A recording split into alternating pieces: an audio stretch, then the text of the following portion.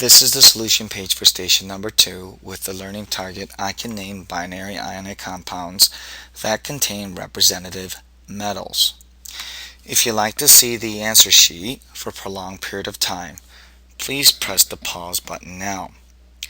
If you'd like to hear the answers as to how they were derived, please continue with the video.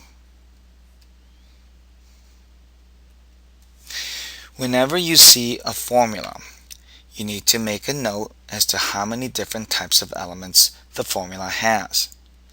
When you have two different types of elements, where you have one as metal and the other as nonmetal, you have a binary ionic compound.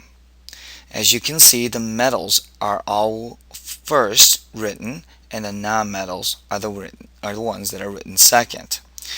When we write its formula according to its rule, we will write the metal name first, and the metal name will be unaltered, which is simply the name on the periodic table.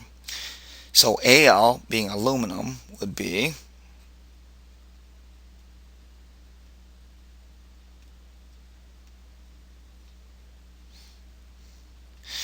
for the nonmetal bromine, we would write bromine, except the ending ine will be dropped. Suffix of nonmetals are changed when we name binary ionic compounds. When we drop its original suffix, instead of that original, we will replace it with IDE, making bromine become bromide.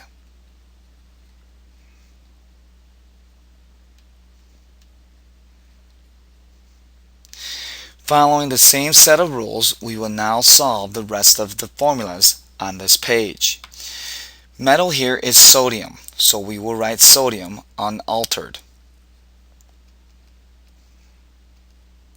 The nonmetal is phosphorus. Instead of phosphorus ending of RUS, we will have instead IDE, giving us phosphide.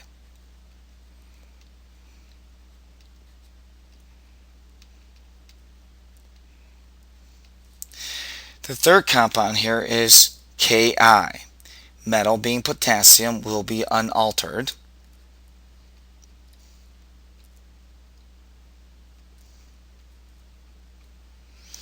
And iodine, the suffix ine will be dropped, and we will instead have iodide.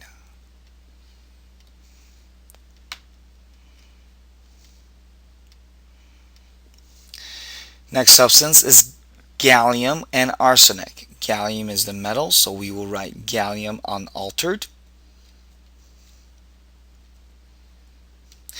Arsenic is the anion, where we would drop its suffix and we would add IDE, thus giving us arsenide.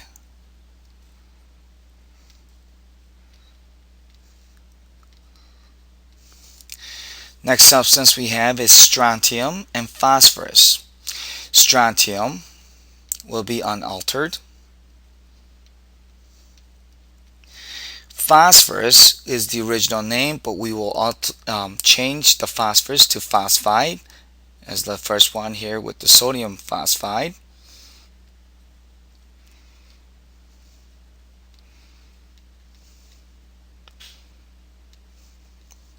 The next substance here is radium and sulfur.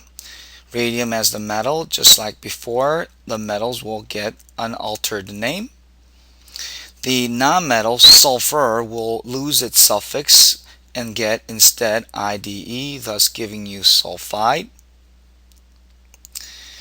Next substance here is beryllium as the metal and nitrogen as a nonmetal. So beryllium as the metal, just like before, will get the unaltered name. And then nitrogen is the nonmetal, so it will lose its root ending and becoming instead nitride. Okay, there's a little mistake, so we'll go ahead and replace that. RIDE. Okay, beryllium nitride. The last substance here is aluminum and oxygen. Again, the aluminum, just like in problem 1, Being the metal, it will be unaltered, and so it gets its same name as what's on the periodic table.